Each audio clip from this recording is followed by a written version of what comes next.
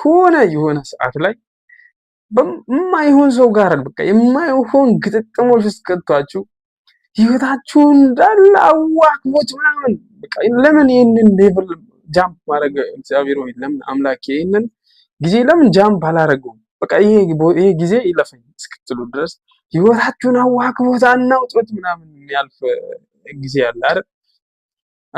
እና ያ ምንድነው ማለት ነው በህይወታችን ውስጥ የሆነ እዚያ ሌቭል ላይ መማር ያለብን ነገር አለ ማለት ነው።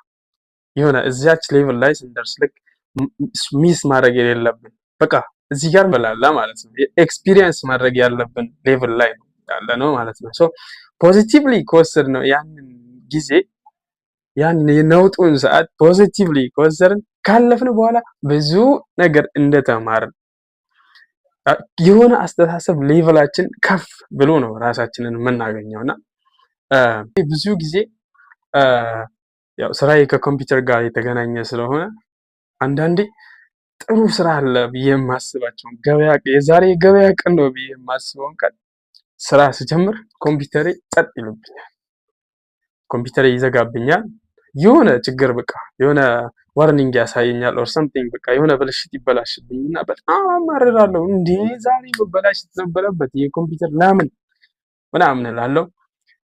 ከዚያ ያው ተስፋ ስትቆርጥ ኮምፒውተሩን እንዴት ማስተካከል እንዳለብህ ታስባለህና ማስተካከል የቻልኩትን ያክል ሞክርና ሲያቅተኝ ዩቲዩብ ገባለሁ ወር ጉግል አደርጋለሁ።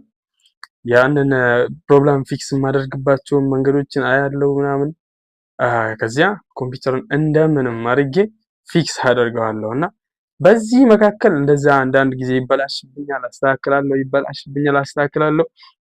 ከዚያ የሆነ ሰዓት ሳላውቀው በእኔ ፕሮፌሽን ውስጥ በእኔ በምሰራ ፕሮፌሽን ውስጥ ጀማሪዎች ሲመጡ ተመሳሳይ ችግር ሲያጋጥማቸው እኔ ጋር ይደውሉና ይጠይቃሉ። ኮምፒውተር እንደዚህ የሆነ ምናምን ምን ላድርገው ምናምን ይለኛል። ኦኬ እንደዚህ አይነት ምልክት ያሳያል፣ እንዲህ ያሳያል፣ በቃ የዚህ ብልሽት ስለሆነ እንደዚህ አድርግ ምናምን እያልኩ ማስረዳት ጀመርኩ ማለት ነው። ሰው ያኔ እኔ እያማረርኩ ለምን ተበላሸብኝ ምናምን እንዴት እንደዚህ በዚህ ሰዓት ይሆንብኛል ስል የነበረው እኔን ሊያስተምረኝ ነበር ማለት ነው። ሶ አፍተር ከዚህ ሁሉ ብልሽት በኋላ ያንን ሌቭል ካለፍን በኋላ ከዚያ ነውጥ በኋላ የሆነ የምንማረው ነገር አለ ማለት ነው። እና ባይበላሽብን አንማር፣ ነገሩ ካልተበላሸብን የሆነ ስህተት ካልተሰራብን ከዚያ አንማርም ማለት ነው። ሶ አንዳንድ ጊዜ በህይወታችን ውስጥ የሚመጡ